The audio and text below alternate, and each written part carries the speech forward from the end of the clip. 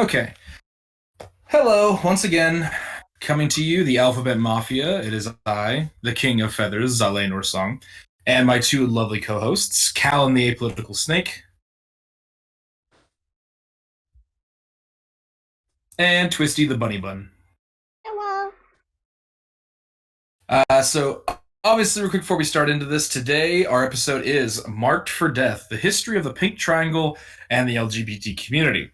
Obviously, as always, be sure to like, comment, and subscribe to our channel, and be sure to check out the links down below for Twisty and Callan's social media stuff. We really appreciate you guys' support, and understand that these topics are going to get hardlined by a lot of media outlets because just the culture we're going into. So the more you share, the more the information gets around. So if anything we say tonight educates, inspires, or irritates you, feel free to spread that around.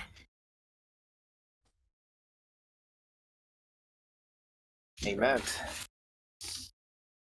So, I guess first and foremost, pink triangles.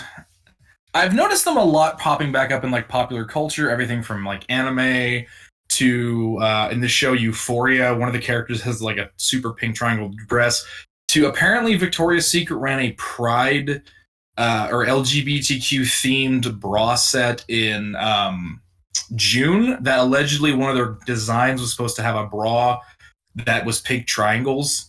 But to me, it just looks one of those like super thin string porn bikinis that just has the triangles big enough to cover your nipples. I don't really count that as like activism, but whatever. It's my kind of activism. Yes, big pink triangles on big pink titties. Exactly. But what do you two know about pink triangles in relation to gay people? Like, what is the width and breadth of what you understand? All right, I'm gonna start because I heard about it like I guess like a couple months before the it became like a known thing, so to speak.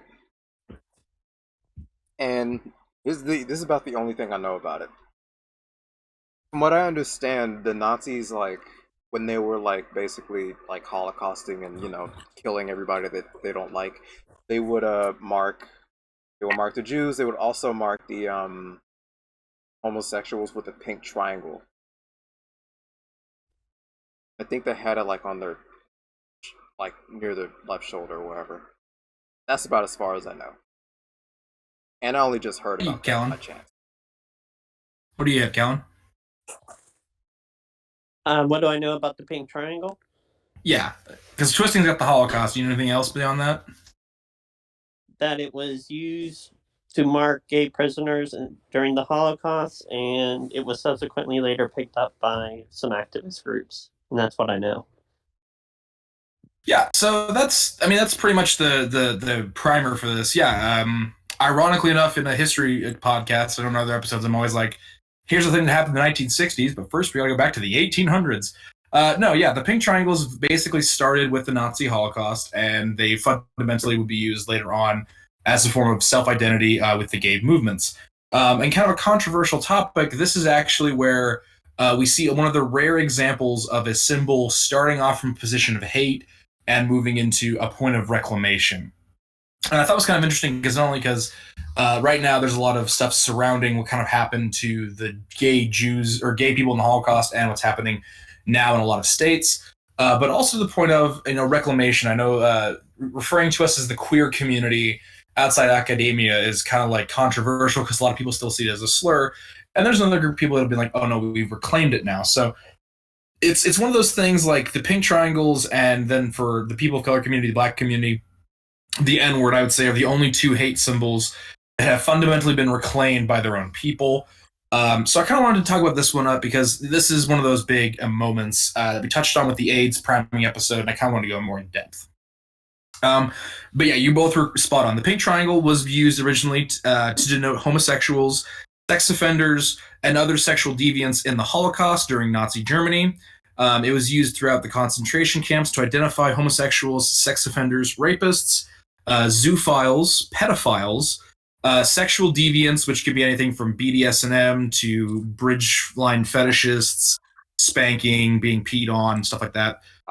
Basically, anybody who engaged in intermarital affairs, so you had an affair, or a person who had interracial marriage. So if you were, and not in the American sense where it's a white person having a marriage to a black person. This could be anything from a German national having a marriage with a Polish person, a German national having a married to a Serbian person. So it was a very wide range of just like these sex crimes. It was also applied to prostitutes. Now, to go back a little bit, Weimar Germany, however like forward thinking and progressive the deepest roots of San Fran is today in 2022, our culture can't hold a candle to what was going on in the Weimar Republic at the point in time between the post World War I Germany and Nazi Germany, which is basically the 19 teens, 1920s or 1930s. I'm talking about Germany actually introduces the gender neutral pronoun into parlance along with its own grammar sets. There was actual ways, government certificates you could get that had no requirement for gender. There was actually Germany moving to a genderless language, with everything being an infinite plural for German conjugation outside of commands and questions, which makes sense. And even so far as to Germany actually offering multi-tiered, or basically, as we know them, polyamorous marriages by the state. So there was a lot of actual, this is government issued stuff. So very forward thinking. There was in Germany in the 1922, there was 11 lesbian exclusive bars in Berlin. By the next year, there was 23. There was gay exclusive bars. There was a ton of research being done into gay culture and gay emergence. And it's fundamentally what the Nazis fought against when they were coming up with their whole returning to Christian Anglo values. The conservative movements of the Nazis really ran against this whole drag. There were literally men who would go to work as drag queens or dressed in drag in some areas. That's how pretty much so Germany at this point in time was super forward in their kind of exception of non-binary culture. So there was actually a large homophile movement or homophile movement.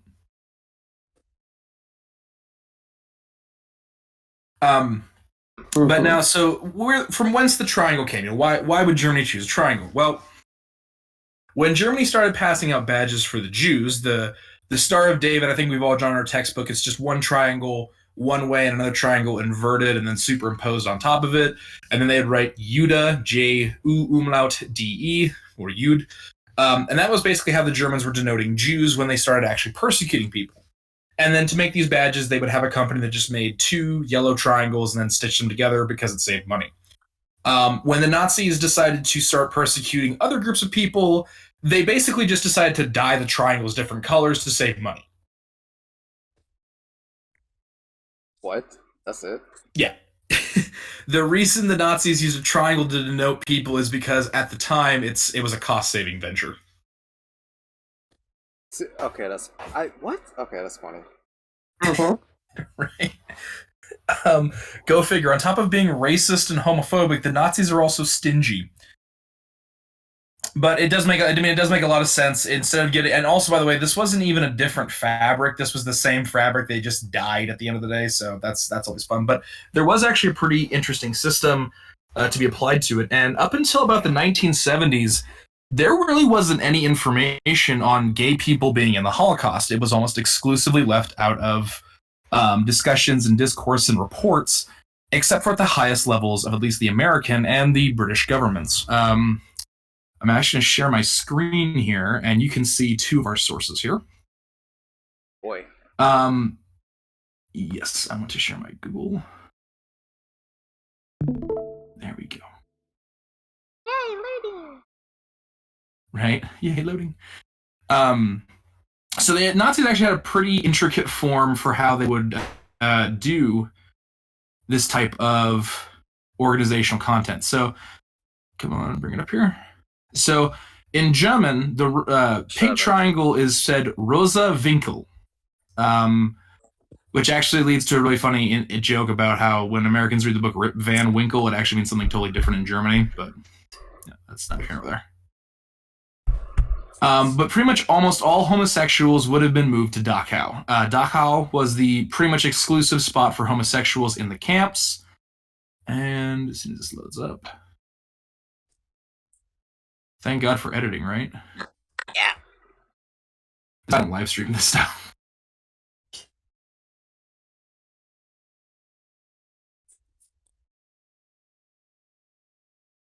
Okay.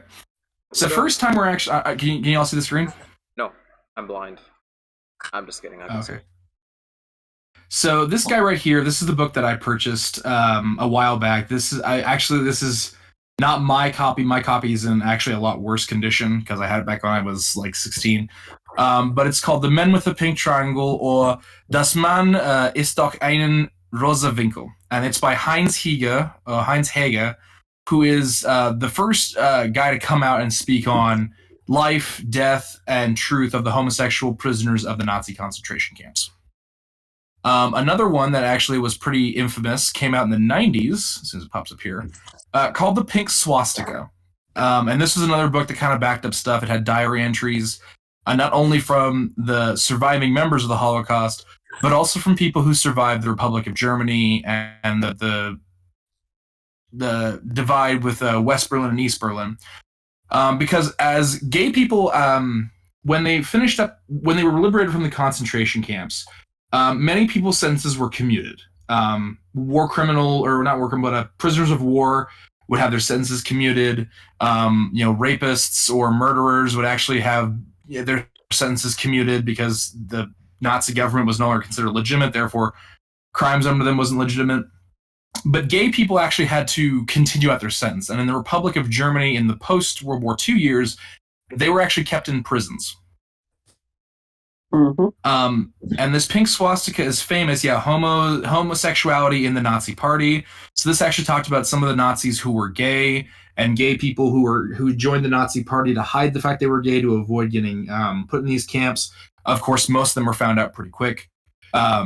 But there was actually some people that actually managed to live through the entire Nazi regime as a gay person, working for the Nazis, getting out, and then revealing secrets. The pink swastika is also where we get the famous saying, quote, at least the Jews got to leave the camps. Us gay people, or us pink triangles, were marched into a different kind of hell. I'd also like to state before we go any further that while this is about homosexuality and the Holocaust, and we're always going to touch on some dark subject matter, primarily the Holocaust, we're also going to talk on some of the discrimination that the people with pink triangles faced from other prisoners in the camps. This is in no way to diminish anyone else's suffering in the Holocaust. This is just stating the facts that were there. I have no doubt that people suffering in traumatic events would probably turn on each other to try and reclaim some power of what they had. I have no doubts that everybody suffered uncountable tragedies at the arms of the Holocaust. Dude, I don't want anyone in the audience to think that we're going after Jewish people or anybody else because they were worse to the gays. The Nazis were the ultimate enemy at the end of this. Yeah. Also, I just want to touch on this.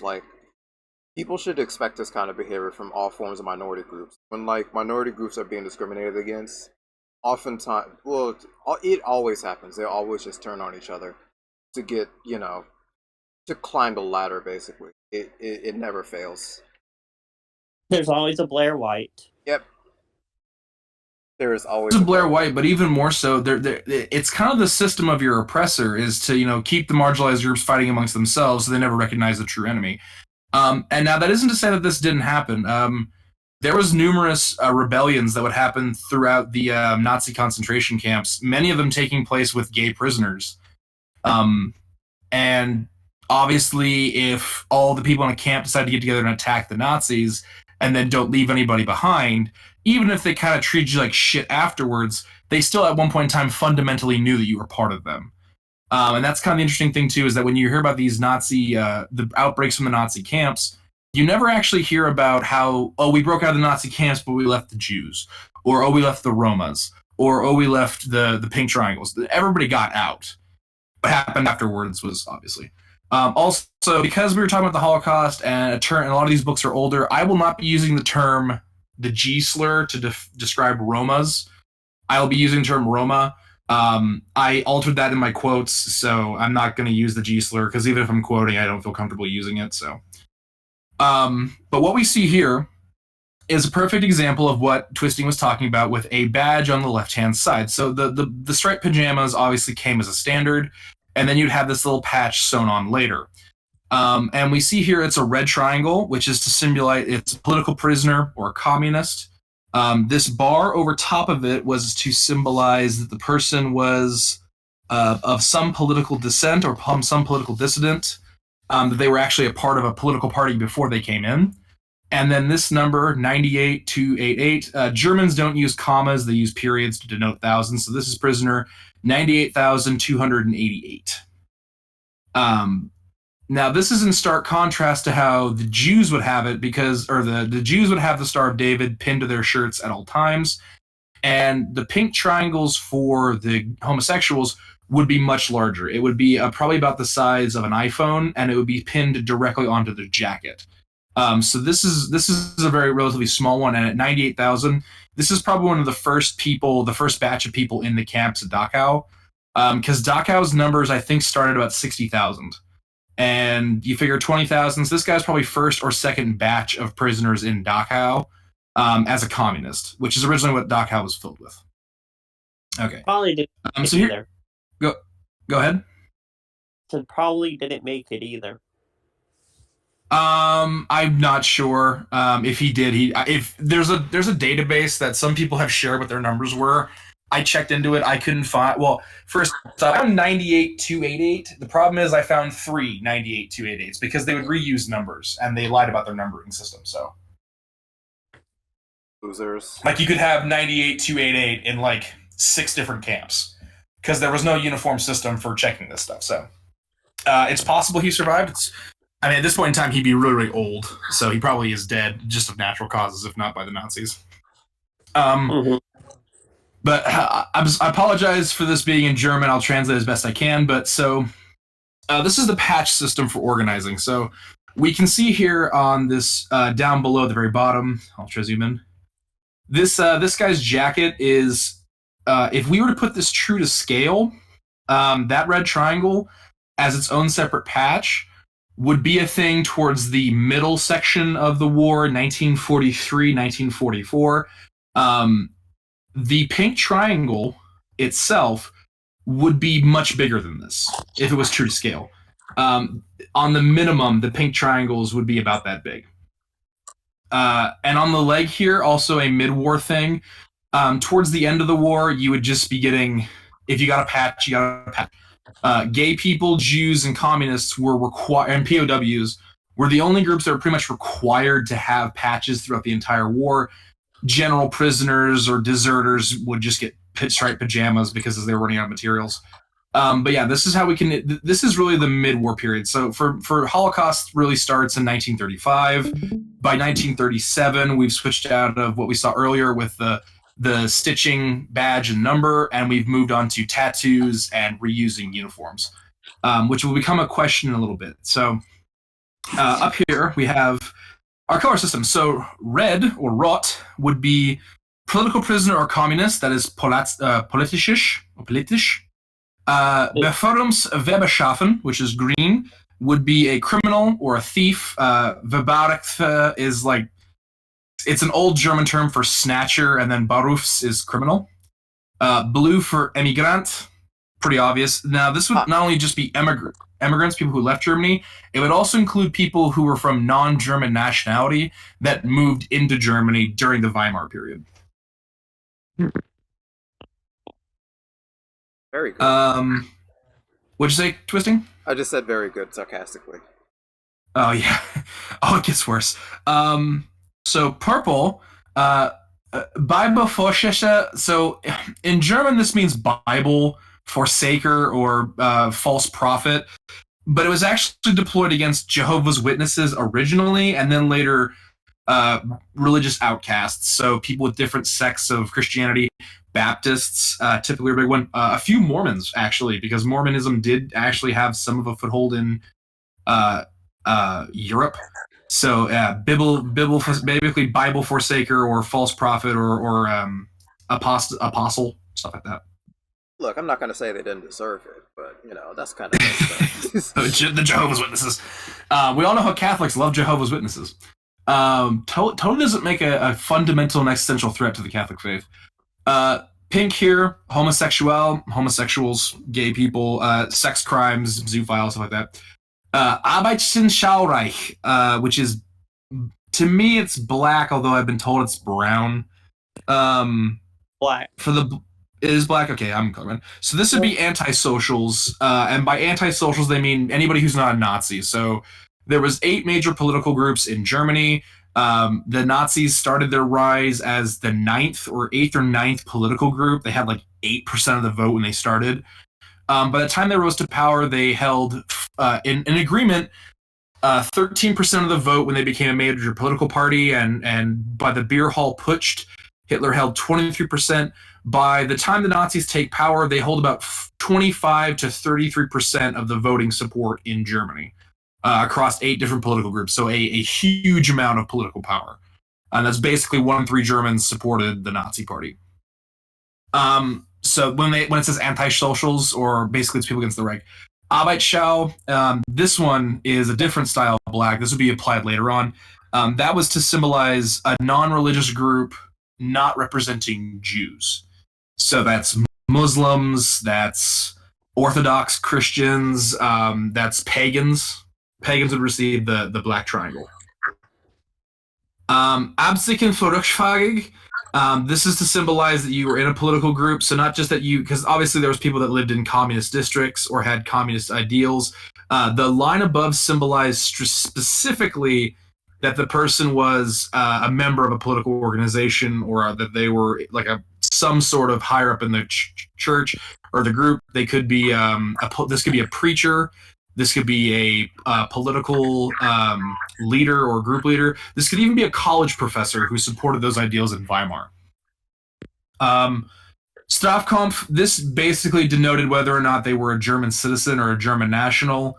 These were rarely applied after 1938 for very obvious reasons. Germany had pretty much cleaned out most of their people by 1938 and were pulling from other lands. Juden. So Jews obviously had to do with the Star of David. So if you were just a Jew, you would receive a yellow triangle this way and a yellow triangle that way. If you were a Jew but you had other crimes, perhaps you were a Jew and you were a communist, your star would look like this. It'd be superimposed. Obviously, we're seeing how this kind of looks like the Star of David. As far as the black barring, this one doesn't really make sense. I didn't find an example of this. Oh, I know So what I'm that not is. sure if this is just an example to have on hand. No, I know what that is. Oh, what is that? The white bar. The Typischen Rassenschande. That's basically if you are race shaming. In other words, if you're with a native German. Okay, so that's what that was. Got it. So we can see down here, yeah. So Bespiel, this means example. So Palatznisch is the color. Jude Juden is the Jew. Rückfahrig, okay, he's a member of the Communist Party, but he held office. And Strafkampf, so he was a German national who was a Jew who was a member of the Communist Party and held an office. P, if you had a black P in the middle of your triangle, that meant Pole. And this means Czech. This is a very old term for Czech people or people from Czechoslovakia. The viewers, do not use this term. This is a racist term. This is basically the N word for Czech people.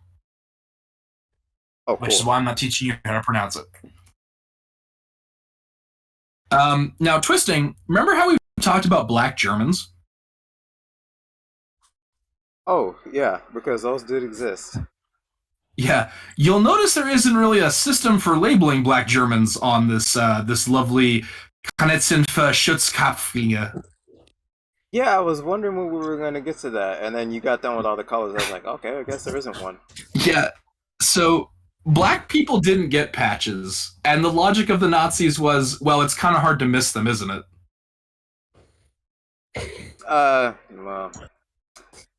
Well,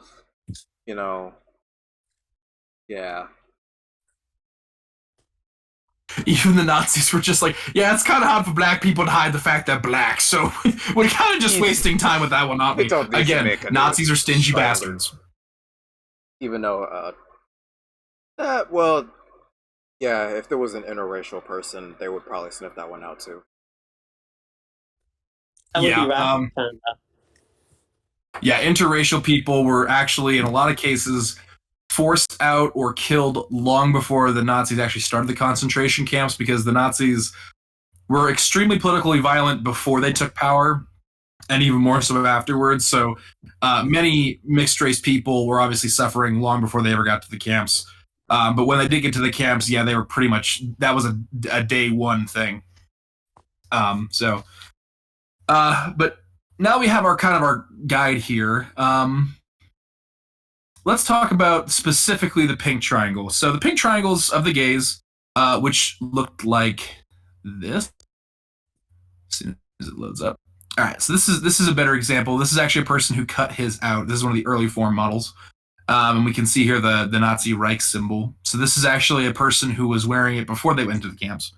The pink triangle of the gays was made to be about 1/3 to 50% bigger than any other triangle, as the Nazis feared that the communist patches would eventually be washed so many times that the colors would fade. They refused to give gay people red triangles. And thus the pink triangle was adorned in a special brand of dye that no matter how many times you washed it, red would not fade to that color. Because this is a very kind of a commonplace thing that the people tried to do, is they tried to color out their triangles. So if you constantly washed your triangle, of course it's going to fade. So the Germans adopted a certain color of pink for fear that homosexuals would have gone up to like the communists and they would have washed their thing like, oh, I'm not gay, I'm actually a communist, because they knew the communists would get better treatment, which is pretty fucked, but it gets worse. That is fine. So, yeah. It also made the triangles easier to spot at a distance and harder to molt the colors for different varieties, as homosexuals were often dealt out the worst punishments with little or no support from the camp within their injuries. So, obviously, rape was extremely common in these camps, even amongst the Germans. They would, obviously, as much as they hated gay people, didn't stop them from committing sexual assault against them. But the fact that the Germans had this style of triangle, and then they were like, hey, this kind of looks a lot like the communist triangle, let's make it distinctly identifiable so the communists won't even like them, obviously made it a big thing. There was also a very big black market for gay people to get different patches. So if someone died or they, were killed, and a gay person walked up and talked to them, or a gay person went up there to get the bodies, they would rip their patch off, and they would rip their own patch off, and then they get a new patch. Maybe they're a Roma, or maybe they're a communist, or maybe they're an immigrant.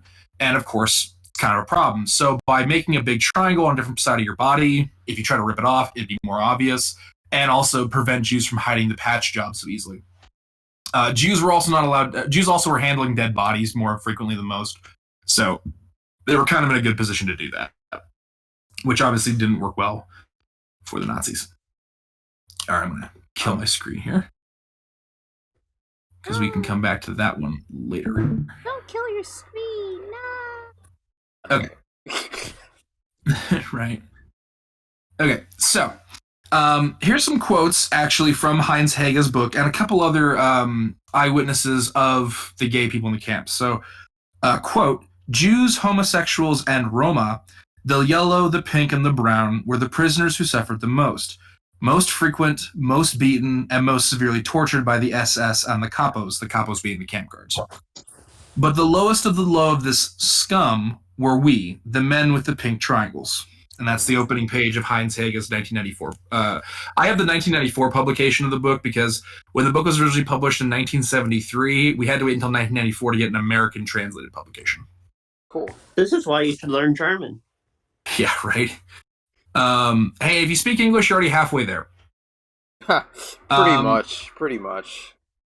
Now, here's one from a Russian communist who I actually found in a reference from I had a friend of mine who is in Poland, and they actually got me some records that the Polish people took from the Russian archives when they originally opened up way back in the 90s. And this is from Piotr Kozvik. I saw a pink Jew near the outhouses. He was smearing feces on his triangle, trying to get it passed off as a brown or a Roma. When he went to work in the mines, the guards noticed the smell. He was taken outside into the snow, and the guards threw buckets of ice-cold water at him. The feces washed off a bit, and the guards could see that he was a pink. They beat him and left him outside. He died in the snow. Yeah. There's also several accounts of camp guards. Allegedly, there was one camp guard who kind of walked over to a Jew to a pink Jew, so a gay Jew, who was in the outhouses, and they noticed that he was smearing, like, he was kind of looking like he was being messy about it, but he was intentionally smearing shit on his pink triangle to try and pass it off. And the guard was allegedly quoted by saying, "I pulled out my stick to beat him and then put it back. I figured if you're at the point where you're going to smear yourself in shit, what more can I do to you?" Jesus. Odd level of sympathy from a Nazi. That is grim, but also very... I don't even know what to say about that. Right. So this one is again from Heniz Heger. The new camp commander, real quick, everybody, audience, when the Nazis bring in new camp commanders to these death camps, especially Dachau, of which they had pretty good records on it, there's only really two reasons why your concentration camp gets a new commander. Number one, the old guy quit and was subsequently killed. Or number two, the guy had a riot on his hands or a breakout and either killed himself or reported that he had a breakout and then was killed by the Nazis. So they took no failure as an answer. Yeah, either way, you only got a new commander when the other guy died. So the new camp commander's first order was that the pink triangles should be replaced by new ones that were almost double in size and were freshly dyed. He said, "That's so I can recognize you filthy queer scum before you get too close." That's again from Heniz Heger. Here's another quote. There was a woman in the camp, a German woman. I forget where exactly. She had a pink triangle. I thought that was strange because I had only ever seen men with pink triangles. She often drew the eyes of the guards and prisoners. I prefer not to speak on what was told to me about her, just that she received the worst torment. And that is from Erika Petawarski in her interview in 1976. So essentially, she was probably raped. Severely, yeah. This is another thing too. So the Nazis actually didn't systemically persecute lesbians. Lesbians could be thrown into the camps, but predominantly it was because they would give them either A, they were in a different group, so like you'd be a lesbian, but they would write you off as a communist and throw you in. Or most lesbians were able to hide it by, ironically, just marrying a guy out of convenience, the marriages of convenience. When the Nazis did have the rare lesbian in there, pretty much they had to hide it, but when she was found out, yes, she was raped by both camp guards, the capos, the SS, and prisoners. Many SS treated gay people to the whole, like, we'll make a man out of you by making you do hard work and, having sex with you. The women, much the more so. In fact, there is an argument to be made that the whole lesbians just haven't found the right man yet actually extends from Nazi camp guards. I'm not surprised. Yeah. Yeah, not surprised. But yeah, not that it was very rare for a woman to be in on a pink triangle. Again, typically thrown in under some other, she's a thief or she's a criminal, and then they would later find it out. But actually, a lot of lesbians managed to make it out of the camps because the Nazis actually had this weird idea within their knowledge that like lesbian women were just women who were led astray, and that they just hadn't, because in Germany's Weimar Republic they didn't have good, strong, solid men. So if you gave a lesbian over to a good, solid, strong Aryan German, he would make a proper wife out of her. So a lot of lesbians actually could avoid going to camps by just marrying random dudes. Yeah, because they're precious property, basically. You're not disposable. Well, they're breeding stock. Yeah. Yeah. Yeah. Let's not forget the Nazis literally had awards for women who would have 12 children for the Reich. Yep. That's beautiful.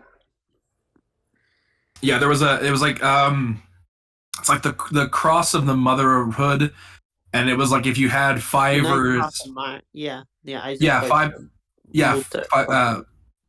to 7 children, you got bronze. 8 to 11, you got like a silver, and if you had 12 or more children, you got like a golden one. Something like that, yeah. Which also, the fun thing too is that the Nazi reign, the Nazis ultimately existed from about 1928 to about 1945 in Germany in power, which that is close to 12 years, but you got to figure that's that's a lot of time. Like these people were only around for 5 years, and they were expecting to have 1,000-year Reich. So they really set their goals high. Like it was expected that Nazi mothers would be having up to 14. Like basically, you're married at 16 and you're having children until you crap out at 35. Mm-hmm.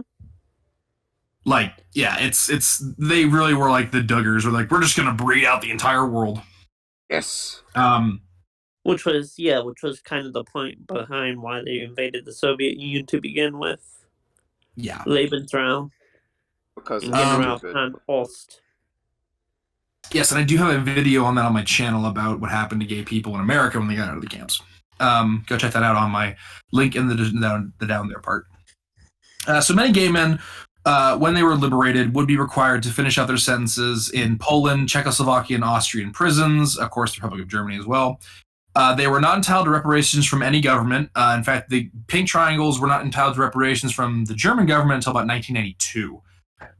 So whereas the Jewish, the Romas, and the communist families were entitled to reparations as early as 1953, I think, gay people didn't get shit. Despite being some of the number one victims of the Nazi Holocaust. Now, many rebellions obviously happened in the camps, and many gay people broke out of the camps who were set free by the Nazis. Towards the end of the war, there actually was a fair amount of work camps specifically that would just the guards took all the supplies, opened the gates, and ran away. Gay people were often not allowed to follow these refugee herds, as they were called. These big groups of people that were basically wandering the waste. There's a good clip from Schindler's List. I'll try to see if I can include it in post. That it's a bunch of people sleeping on the ground, and a communist or a Soviet cavalryman rolls up, and he's like, "Wake up! You've been liberated by the Soviet army." And all the Jews are like, "Well, where should we go?" And the captain's like, "Well, don't go east. They hate you there. And west is pretty bad too. South, I guess." I don't know. South, I guess. We've liberated you. Don't come to Russia. Exactly. Many of these gay men would tail behind the groups, often dying of exposure. Those that were eventually let into the groups would be subject to more mistreatment again in the camps. If they were beaten, they wouldn't have anybody come to save them or protect them. If there was a crime committed in camp, they'd often have fingers pointed at them. Now, there were reports of Russian and army troops denying food and aid to gay prisoners were reported. Now, this is where we're going to run into some disagreement or some kind of question of sources. Again, most of the Americans rescuing these people did not know what the fuck was going on. I do agree that many of the people in the towns didn't know the specifics of what was going on in the camps, like down to the gnat's ass. But you can't be like, Dachau is literally 1 kilometer from a local town. You can't tell me no one ever stumbled upon that thing or took advantage of the free labor that was there. Yeah, there's actually a section in the book, The German War, where they talk about it being basically an open secret that nobody really wanted to talk about in order for plausible deniability among the civilians. Right. And also, when the Nazis took power, like I said, 33% of people supported what the Nazis were doing. So, and anti-Semitism was rampant throughout most of Europe. So, like, did the average townsman know the exact treatment of a gay person in the day-to-day? Obviously not. But did they know there was a bunch of Jews in the woods being worked to death? Yeah, most definitely. Mm-hmm. So when the American troops roll, which is why I always get pissed off when people get angry at, like, that movie Band of Brothers, where one of the guys is, like, arguing with the cheesemonger and he points a gun in his face and he's like, "You fucking knew. You tell me you didn't smell the smell?" And everyone's like, "Maybe he did." And it's like, no, that's neo-Nazi talking points. They definitely knew what was going on.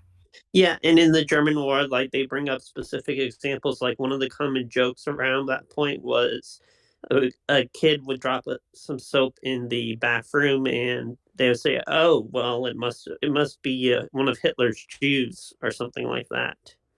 Yeah, yeah. Huh. The boy with the colored pajamas is literally a story about a kid who grows up with his dad running a Nazi death camp. Like, the fuck. Yeah, so again, contradicting evidence is obviously when people write their own diary entries, they're going to paint themselves in the best light. But reports of Russian-American troops denying food and aid and even killing some of the gay prisoners. Now, I actually managed, again, from my contact in Poland, Erika, she managed to get me a report from the Russians. It's actually kind of weirdly honest for Russian military sources. So this is basically, my Russian is shitty, but it basically says that the Russian commandant and the Russian army staff never issued any orders to kill these refugee herds. So if there was anybody who was killing them, it was either an individual who was acting out of line, but since no reports were filed, the commandants can't do anything about it, which is key in keeping. Like, if someone is killing Jews and the commanding officer doesn't have a problem with it or doesn't submit a report, the higher up the brass can't hold a court-martial. And the guy's probably dead by now, so that one actually checks out. What can do about that now? The other one... Huh? I was saying nothing we can do about that now. It's too late. Yeah, right. And it's also Russia, which has locked up its archives since then. Which is why I only have the one quote.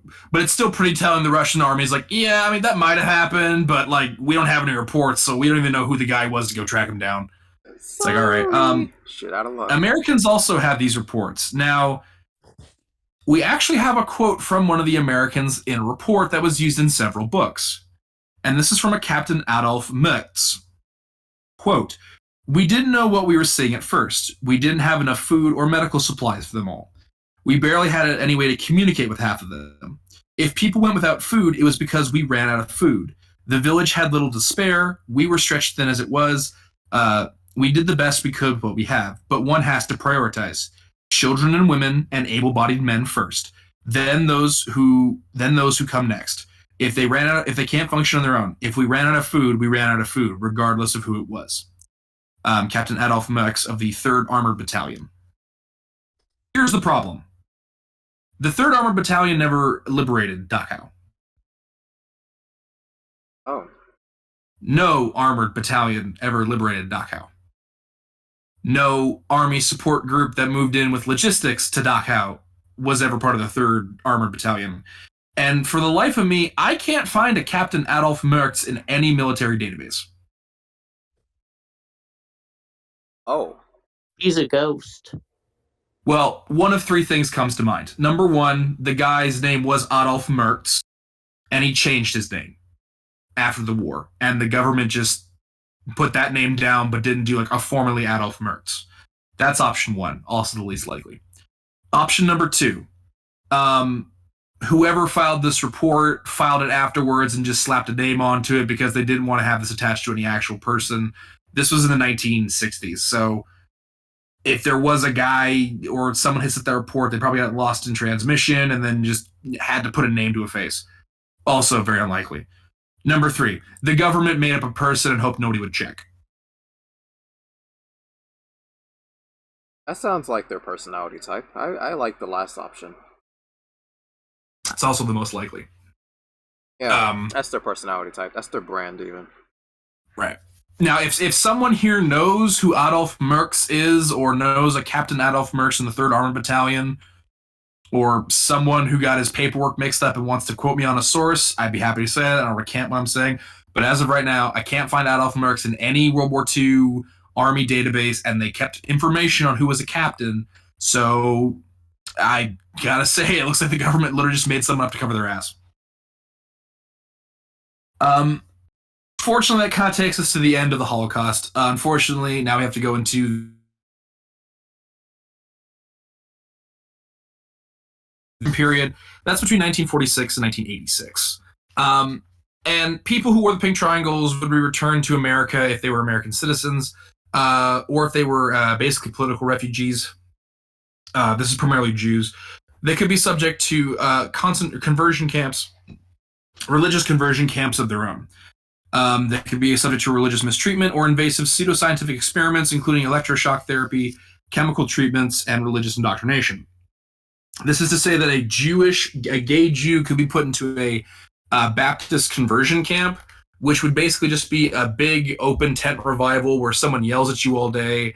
And they pretty much operate how gay conversion camps operate today. In fact, a lot of cases, the same groups who ran conversion camps back in the 1940s are the same ones that were running the same camps today.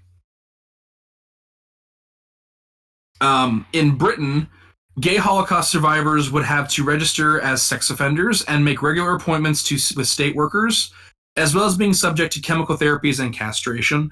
We see that example with Alan Turing. In France, gay men would have to register as sex offenders and be subject to prison time or state service, usually up to 3 to 5 years. Relatively easy. In Soviet bloc states, homosexuals would be subject to prison in gulags or could be tried and sentenced to death or exile by military tribunal. Mm-hmm. In Middle Eastern countries, in as early as 1915, of course, being gay came with the death sentence and would pretty much keep that for a long time. Multiple nations around the world would carry out genocidal mistreatment of homosexual people throughout the latter half of the 20th centuries.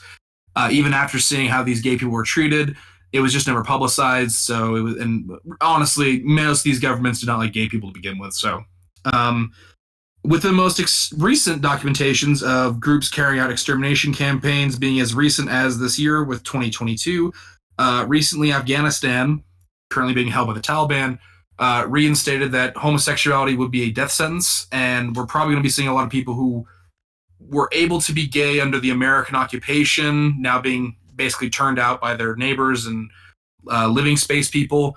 Will be subject to death. Also, Guatemala is currently launching a gay extermination campaign as early as March. So this did not end for a while.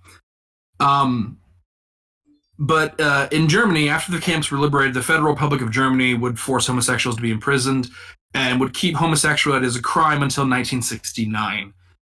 Ironically, shortly after the Stonewall riots and the gay liberation movement started, Germany would actually move to decriminalize gayness, mainly under the guise that this is what the Nazis were doing.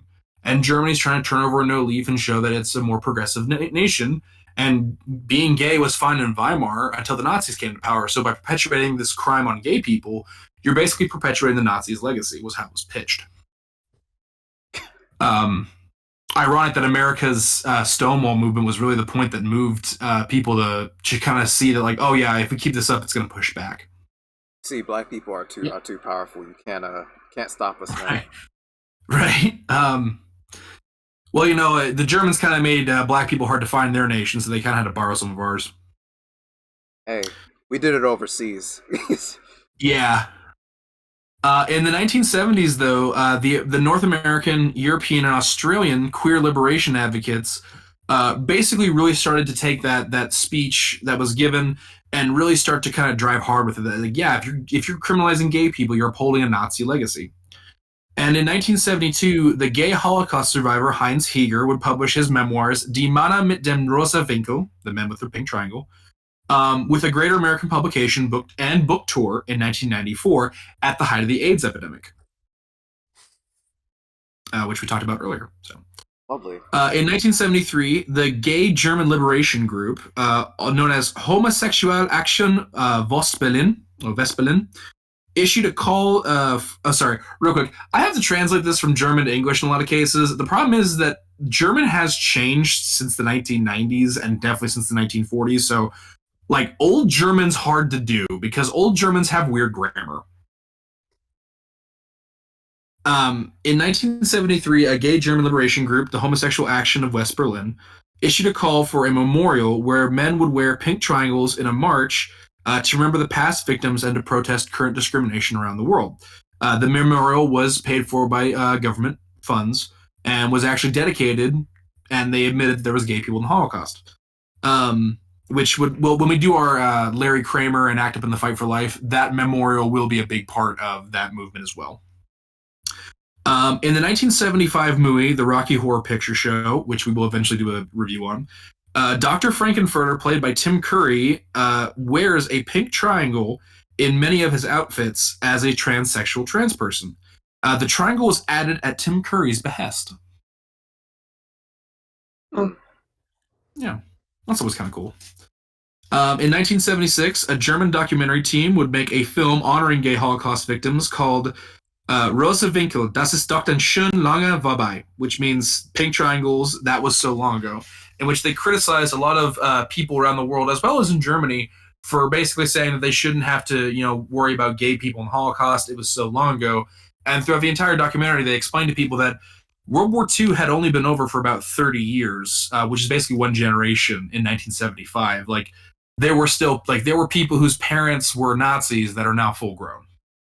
Really? So people were still doing this, it was so long ago talking point even back then. Yep, primarily Even in back Britain when and it was Germany, fresh. but there was also a lot of Americans that were doing it too. Jesus Christ. Yep. Yeah, and remember, denazification failed. Yes. Oh, wait, I would actually so argue that Putin's denazification was never even denazification won't attempted work. in America. Oh man. I really thought Putin was onto something with that denazification. Damn, I guess it never works. Yeah, I mean, come on. Literally, the Americans' doctrine on tank warfare borrowed from the tank commander in Eastern Europe, who's basically just wrote entire mythology for himself and his Nazi commanders about how amazing the Russian tanks were, when in fact they're piles of shit. Look at Ukraine if you need a source. just look at anything Ukraine does. Yes, us Russians have T-90 tanks driving to Kiev, very powerful. Then we blow it up and go, this ain't no T-90. This is a T-34 with a T-70 chassis turret. This is like a person putting a Lamborghini body kit on a 1986 Datsun. You guys were lying the whole time. The Russians lied about their. Honestly, I'm not gonna lie. I think a 1986 1986 Datsun with a Lamborghini body on it probably had more armor than a T-34.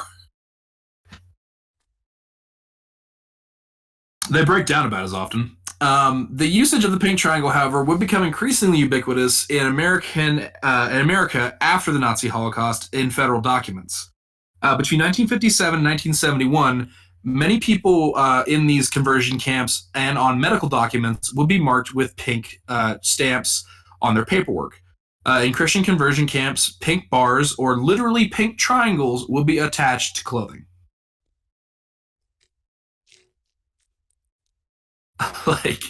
Imagine giving someone your medical documentation and it has a pink watermark or a pink stamp on it.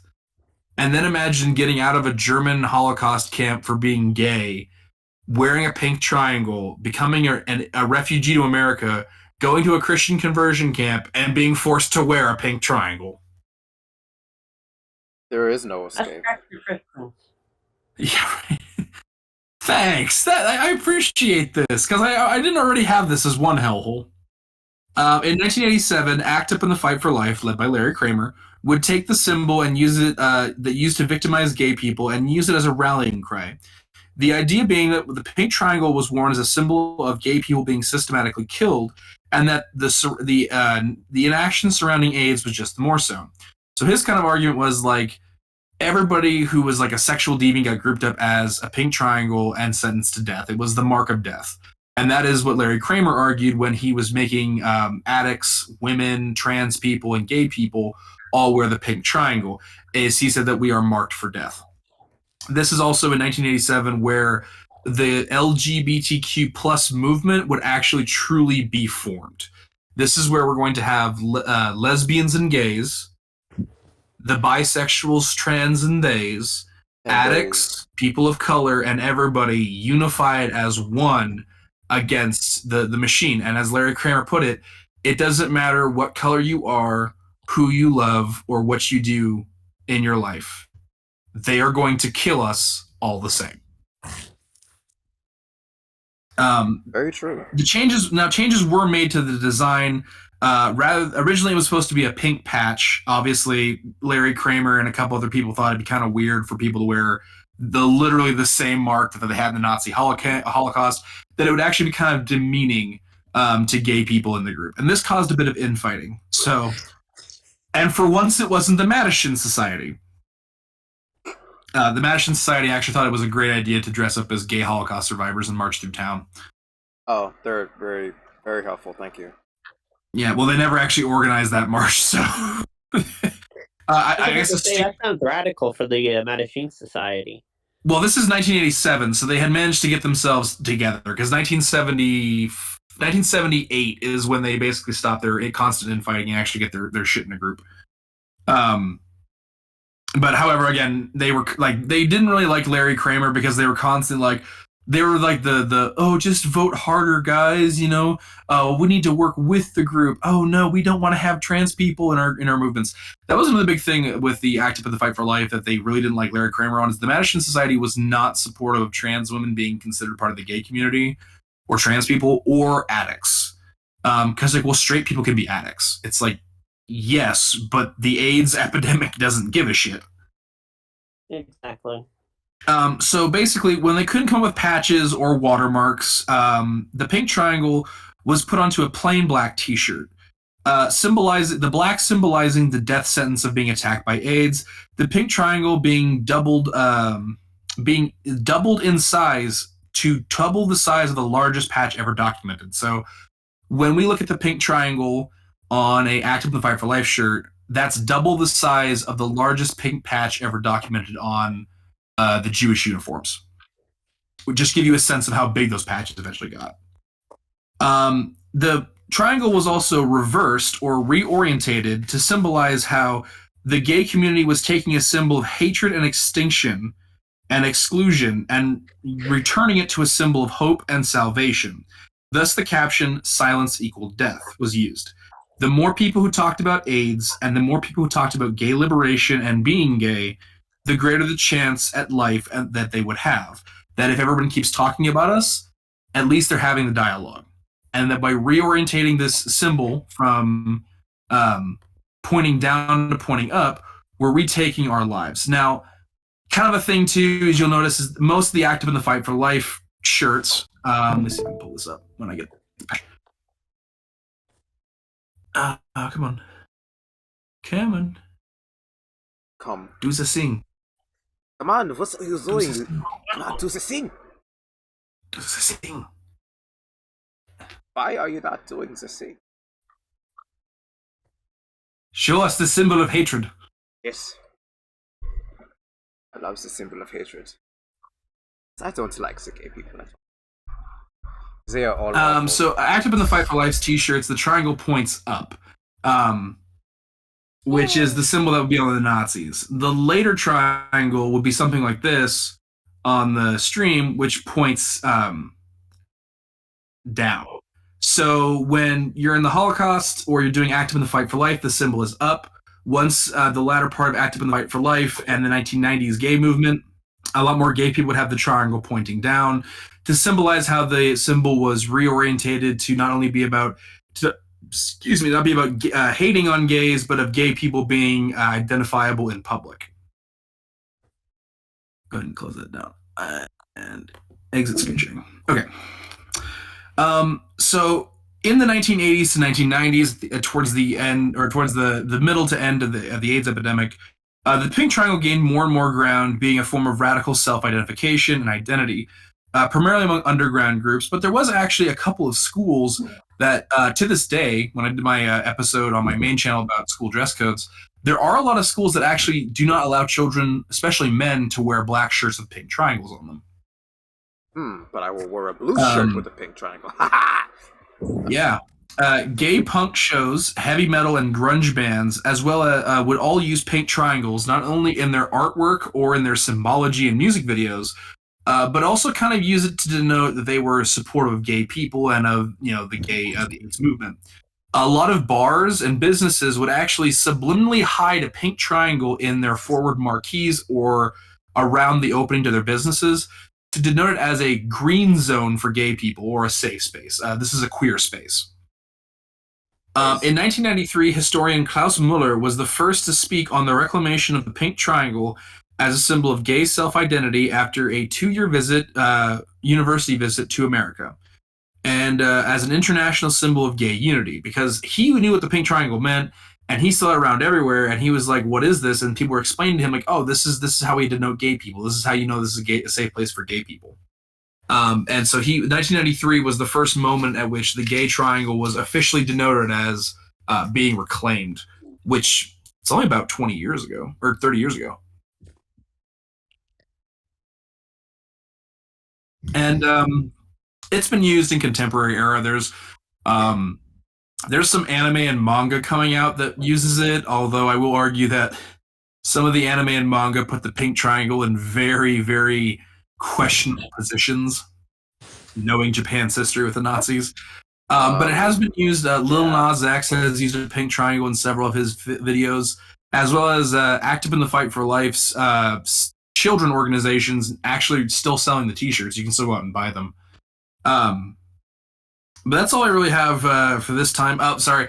The Madison Society does tend to use the pink triangle in a lot of their work, but I mean, the modern one never goes so far as to claim they had a hand in it. They just kind of use it because it's an international symbol. So. Good for them. Good for the Matt. The G. It is recognized in several countries as being a symbol that is illegal. And basically, like, there's a lot of governments that are trying to get rid of gay people that actively look for the pink triangle as a way of like identifying gay spaces. So there's that. So I will argue that yeah, it's definitely a symbol of international unity for gay liberation. Good. But yeah, so now I had some questions I wanted to ask you guys because I know I usually have that moment where I go quiet and we hear your thoughts, but I wanted to do some kind of questions to prompt you this time, if that's okay. That's fine. Sure. Okay, so question number 1.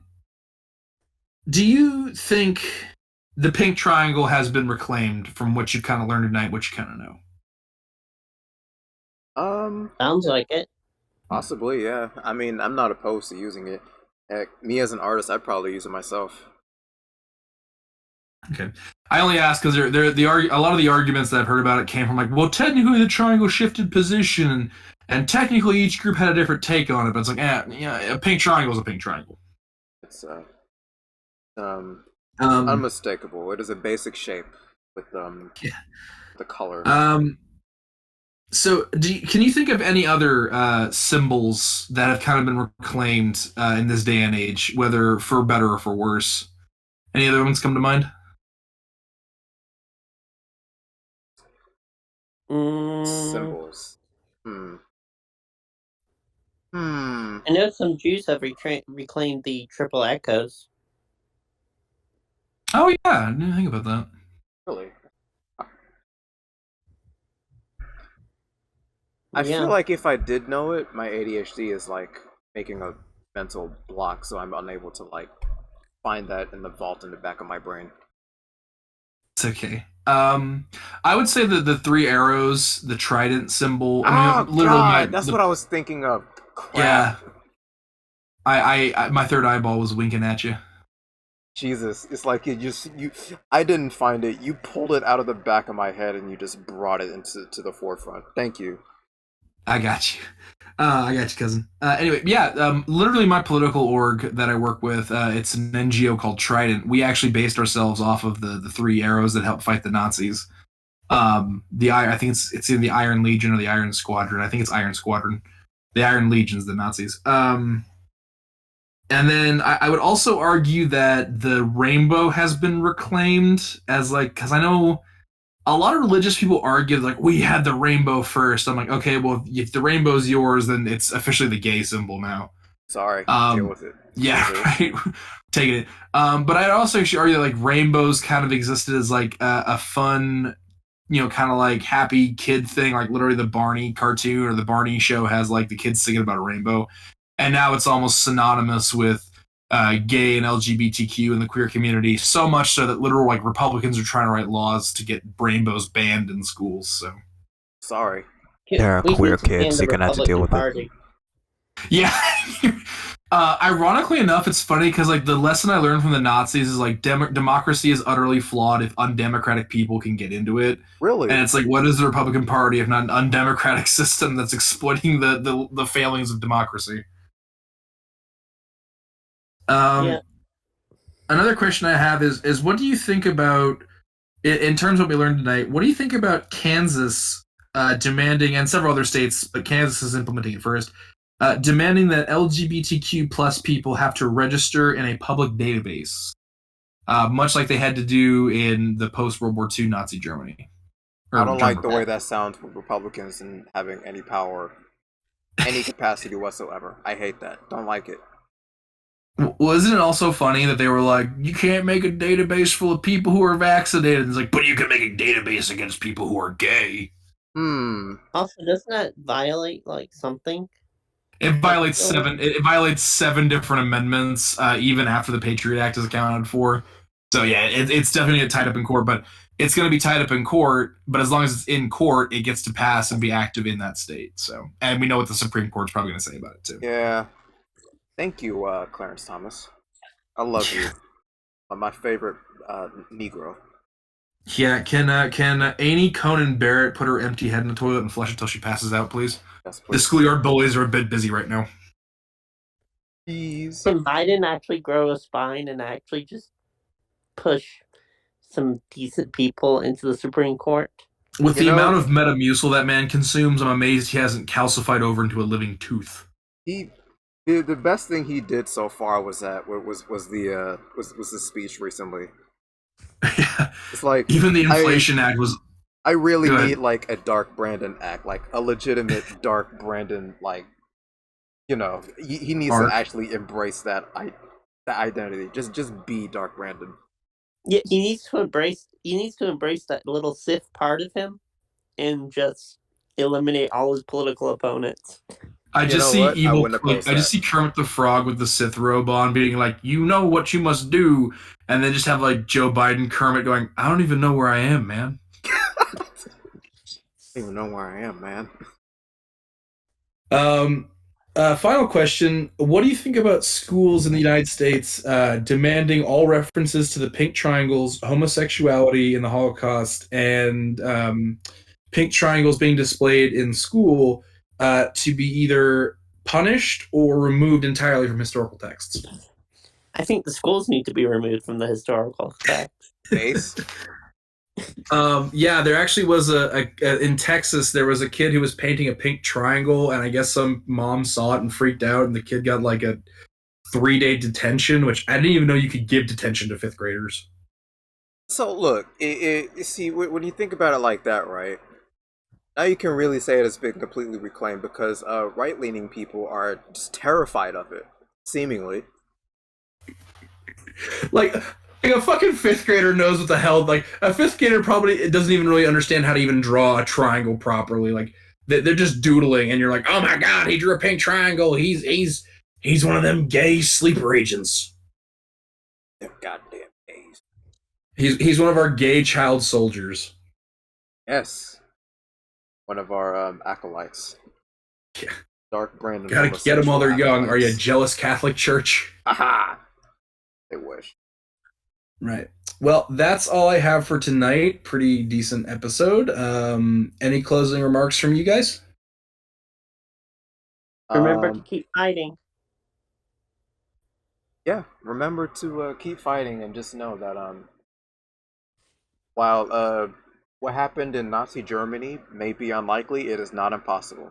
So fight as if that is going to happen. I would like to say that if you really want to make some people upset, the worst thing you could do to them in a lot of cases is taking a pink triangle, drawing it on a piece of paper, and leaving it around the business. Just take a pink triangle, draw it on like a piece of stick-it note, and just leave it somewhere for some random to find. Let them know you were there. I was tagging here. Businesses. Well, we thought this was a safe place for gay people, so this is a Chick-fil-A. The hell are you talking about? This is a Chick-fil-A, boy. This is got some good old Jesus chicken right here. Put that in your mouth, nigga. I mean, oh, indeed, no. Chick-fil-A. Literally eating Chick-fil-A is a war crime. Like, if it was like, we're gonna throw the guy who makes Chick-fil-A sandwiches or made up the recipe at the Nuremberg trials, I'd be like, you know what? Makes sense. Popeyes is the superior chicken. Popeyes with Raisin Cane sauce. Like, Raisin Canes can just go completely out of business, and they just sell don't sell the hot dogs, don't sell the corn dogs, don't sell the chicken fried steak. Just sell Raisin Cane sauce right next to a Popeyes. Popeyes. All right, our discourse of gay people and fried chicken. Good night, everybody.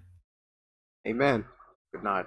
Good night, Nick. I mean, boys. I mean, fag. I mean, goddamn, I'm all over the place with the slurs today. I promise I'm not a bigot. I'm not a bigot, y'all. I don't believe none of that crap. I'm a liberal. I don't know. I love us. I don't think I think being gay is bad and everything. I just I just support your rights. I'm gonna shut up now. That's not a true right winger. They had self awareness. Ask me self All right, awareness. I'm gonna go ahead to dinner. I'll talk to you guys later. Thank you for tonight. Same, me too. Like my All right. stomach is grumbling, and I can hear, not hear. I can smell the food.